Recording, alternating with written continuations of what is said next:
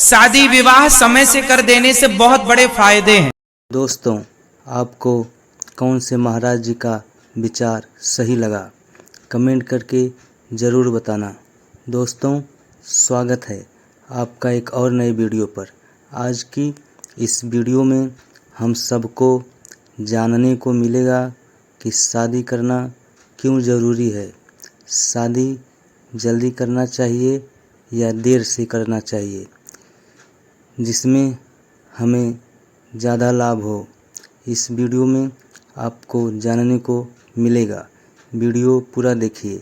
प्रेमानंद जी और अनिरुद्धा आचार्य जी आपको बताएंगे कि क्या करना। यदि आपको ब्याह नहीं रुचता तो मत कीजिए। आजकल के बच्चे इस बातों को समझ नहीं रहे, आधुनिकता को स्वीकार कर रहे हैं। माता पिता को तो माता पिता क्या करें, शांत हो जाते हैं। आपका तो भागवतिक मार्ग है, हम आपको नहीं करें, पर प्रायः माता पिता के विरुद्ध आचरण बच्चे कर रहे हैं, बिल्कुल ठीक नहीं है। प्रायः माता पिता का भाव यही रहता है कि हमारी सोच रहती है कि हम ये चीज खेलें, लेकिन उनको लगता है इसके खेलने में नष्ट हो जाएगा, ठीक नहीं है। तो माता पिता का आदर करें।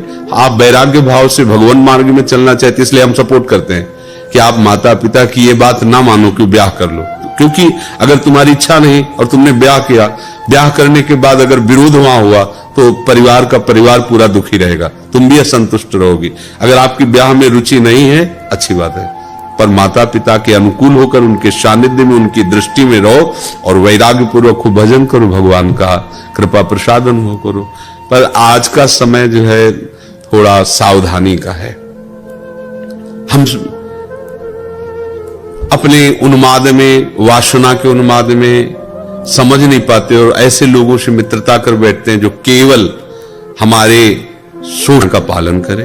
हाँ, जैसे आपका बात है तो आपका भाव उत्तम है, पवित्र है, इसलिए हम आपकी इस बात, अगर ब्याह नहीं करना चाहते तो माता पिता को भी जोर नहीं देना चाहिए, इसलिए कि आपने करवा दिया ब्याह।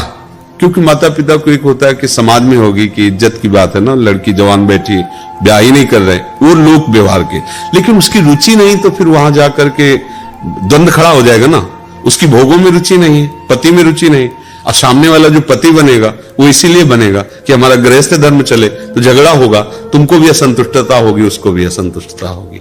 तो इसलिए अगर वास्तविक रुचि नहीं है, ऐसा जीवन में निर्णय कि मैं किसी पुरुष की तरफ काम भाव से नहीं देखूंगा। शादी विवाह समय से कर देने से बहुत बड़े फायदे हैं। बताओ, शादी जल्दी, शादी मीन्स 22-23 साल की उम्र में, अधिक से अधिक 25।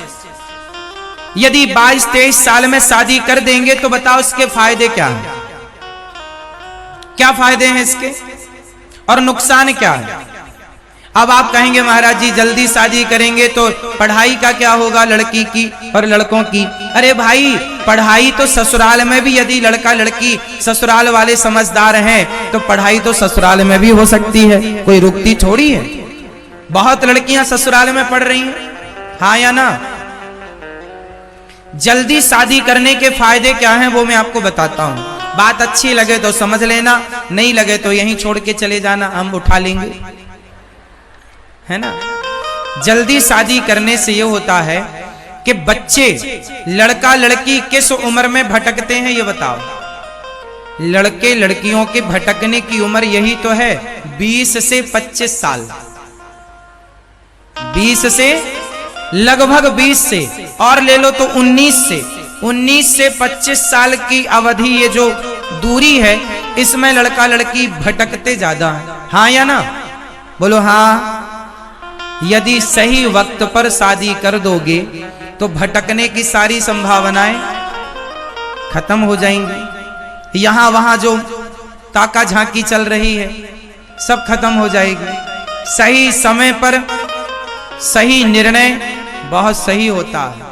सही समय पर एक सही उम्र पर विवाह सही होता है। सही उम्र पर विवाह हुआ तो सही उम्र तक तुम्हारे बच्चे हो जाएंगे, सही उम्र तक बच्चे पढ़ लिख जाएंगे, सही उम्र तक बच्चों का विवाह कर दोगे, और जब बच्चों का विवाह होगा उस उम्र तक आप यंग ही रहेंगे, जवान ही रहेंगे, और अपने लिए, आप बच्चों के लिए भी अपने लिए भी एक सही निर्णय लेने लायक बनेंगे। अधिक उम्र हो जाने के बाद ना ठीक नहीं होता। सही उम्र पर सही निर्णय लेना सीखिए। बेटा बेटी को अपना सेटल कर दीजिए, उन्हें अपने पांव पर खड़ा कर दीजिए और आप आध्यात्म की तरफ बढ़ने लग जाइए। 50 साल की आयु होते होते आपका मन सबसे हट जाना चाहिए। बेटा बेटी, बेटा बहू, नाती पोता सबसे हट जाए और भगवान में अब ज्यादा दिल लगने लग जाए तो तुम्हारा बुढ़ापा उम्दा बीतेगा, मीन्स अच्छा बीतेगा। और तुम बुढ़ापे में भी यदि पोता पोतियों में ज्यादा उलझी तो तुम्हारा बुढ़ापा बड़ा दर्दनाक होगा। कुत्ते की मौत मरते हैं फिर लोग, ज्यादा मोह ममता में जो ज्यादा उलझता है। तो बहुत दूर की आप सोचिएगा। तो गृहस्थी 50 साल, लड़की का विवाह हो गया, लड़के का आपके बेटा और बेटी का विवाह हो गया, उसके बाद आपकी गृहस्थी पूरी हुई। अब पति पत्नी तुम साथ में रहो पर भोगी बनकर नहीं, योगी बनकर के रहो, भगवान के बनकर रहो। अब मन भोगों से हटाओ, कितना और भोगोगे, भोग तो लिया। अब पति पत्नी दोनों भगवान का चिंतन करो, ज्यादा से ज्यादा दर्शन करो भगवान का। बेटा बेटी को खड़ा कर दिया पांव पर, उनकी शादी विवाह कर दो, उनको जिम्मेदारियां दे दो। अब आप लोग आजाद हो गए अपनी सारी जिम्मेदारियों से, एक समय से आजादी हो गई। अब समय से आप जाओ जगन्नाथ जी। अब आदमी बुढ़ापे में निकलता है तीर्थ यात्रा में। अब तुम बुढ़ापे में जाओगे, कोई एक धक्का मार देगा, 4 हड्डियां टूट जाएंगी तुम्हारी। बुढ़ापे का कोई तीर्थ वीरथ नहीं होता आजकल। आजकल तो सब जवानी में कर लो, भजन करो मस्त जवानी में, बुढ़ापा किसने देखा है। अब बुढ़ापे का तीर्थ नहीं है। बिहारी जी के मंदिर में जाओगे तो बुढ़ापे में ज्यादा बूढ़े आदमी ना जाके धस जाना, नहीं तो भीड़ में फंस जाओगे। ब्याह किसी से करो, मन किसी से, बुद्धि किसी, ये सब बिल्कुल ये धर्म के विरुद्ध आचरण है। और हमें लगता है कि इसमें तुम्हें जीवित वर्तमान में भी शांति नहीं मिलेगी, वासना तुम्हें जला देगी, तृष्णा तुम्हें जलाने लगेगी। देख लेना, ब्याह किस लिए किया जाता है? सीमा में। ये पशु स्वच्छंद विचरण करते हैं, मनुष्य थोड़ी। मनुष्य के लिए तो एक सीमा है। ब्याह इसीलिए किया जाता है कि आप अपनी पत्नी से, पति अपने पति से ही सांसारिक संबंध रखें, अन्य किसी से नहीं। और उसको समझा नहीं जाएगा तो पतिवंचक परपति रति करई, रो रो नरक कल्प शत परई। ऐसे ही शुभ गति में विचारी, जो पुरुष में विचार करता है उसे कभी शुभ गति प्राप्त नहीं हो सकती, दुर्गति को प्राप्त होता है।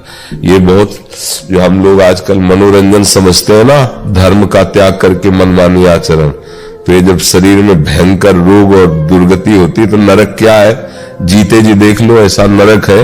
इतनी अशांति, घोर जलन। ऐसे आज आप लोग मनमानी आचरण करेंगे तो कल आपका जो घेर करके आएगा कर्मों से, अवश्य में भोक्तव्यम, भगवान कह रहे अवश्य में भोक्तव्यम कृतम कर्म शुभाशुभम, वो तुम भोग नहीं पाओगे। मन हमारा विचलित करता है, हमें सहना चाहिए। आप लोग गृहस्थ हैं तो धर्म से हैं, धर्म से चलो। पति पत्नी का संयोग इसीलिए भगवान ने ब्याह पद्धति रखी है कि आप उस पर धीरे धीरे संयम में आओ, धीरे धीरे उस पर विजय प्राप्त करो। नहीं है तो कोई तुम्हें पाप नहीं लगेगा क्योंकि गृहस्थ धर्म में हो। पर ऐसा नहीं कि तुम ब्याह किसी से करो, मन किसी से, बुद्धि किसी, ये सब बिल्कुल ये धर्म के विरुद्ध आचरण है। और हमें लगता है कि इसमें तुम्हें जीवित वर्तमान में भी शांति नहीं मिलेगी, वासना तुम्हें जला देगी, तृष्णा तुम्हें जलाने लगेगी। देख लेना, अगर वासना से अपराध अधर्म करोगे तो जीवन में नहीं छोड़ पाओगे, पापाचरण बढ़ता चला जाएगा। भले इंद्रियां काम न करे, तुम आसक्त होकर उसी का चिंतन करोगे और नरक प्राप्त होगा, दुर्गति प्राप्त होगी। अगर हमें वास्तविक गलती है तो हमें छोड़ना चाहिए, छोड़ने के लिए ही मनुष्य शरीर मिला है। गलती हो जाना कोई बड़ी बात नहीं, उसका सुधार किया जाए। जब से जाना तब से हम सही चलने लगे। अब लो नशानी, अब ना नशो, आज तक गलती हुई, आज से नहीं तो भगवान माफ कर देंगे, आपको आगे का रास्ता देंगे। आप में से कितने लोग ऐसे हैं जिनकी बेटी और बेटों का विवाह हो चुका है? अब आप लोग आजाद हैं, फुर्सत हैं, तो काहे पड़े हो घर में? हाँ, निकालो अपने मन को संसार से और 1 महीने जगन्नाथ जी रहो, 1 महीने वृंदावन रहो, 1 महीने द्वारिका रहो। हमारे देश में जितने भी तीर्थ स्थल हैं, जाओ, जो पैसा तुमने इकट्ठा कर रखा है उस पैसे को लेकर जाओ और थोड़ा थोड़ा तीर्थों में जाकर भगवान का रोज दर्शन करो, रोज सत्संग करो, रोज जगन्नाथ जी का प्रसाद पाओ। सारी दौलत बच्चों को ना दे देना, थोड़ा सा बचा लेना, आधा बच्चों को दे दो, आधा अपने पास रखो कि अब इस पैसे से हम बुढ़ापे में तीर्थ यात्रा करेंगे, दर्शन करेंगे, दान पुण्य करेंगे। सारा ना दे देना, सारा मिल जाएगा तो बेटा बहू निकाल बाहर करेंगे, चल बाहर। बहुत बहुत धन्यवाद दोस्तों वीडियो पूरा देखने के लिए। आपको कौन से महाराज जी का विचार अच्छा लगा कमेंट करके ज़रूर बताएं ताकि हम ऐसे ही और भी वीडियो आपके लिए ला सकें। और ऐसे ही वीडियो देखने के लिए चैनल को सब्सक्राइब कर लीजिए। मिलते हैं एक और नए वीडियो के साथ।